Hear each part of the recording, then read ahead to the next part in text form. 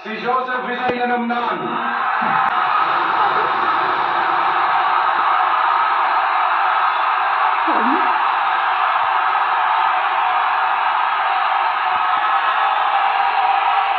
சட்டப்படி அமைக்கப்பெற்ற இந்திய அரசியல் அமைப்பின்பால் உண்மையான நம்பிக்கையும் மாறா பற்றும் கொண்டிருப்பேன் என்றும் இந்திய நாட்டின் ஒப்பில்லாத முழு முதல் ஆட்சியையும் ஒருமையையும் நிலை நிறுத்துவேன் என்றும் தமிழ்நாட்டு அரசின் முதலமைச்சராக உண்மையாகவும் உளச்சான்றின்படியும் என் கடமைகளை நிறைவேற்றுவேன் என்றும்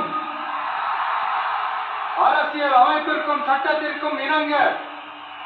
அச்சமும் ஒருதலை சார்பும் இன்றி விருப்பு வெறுப்பை விலக்கி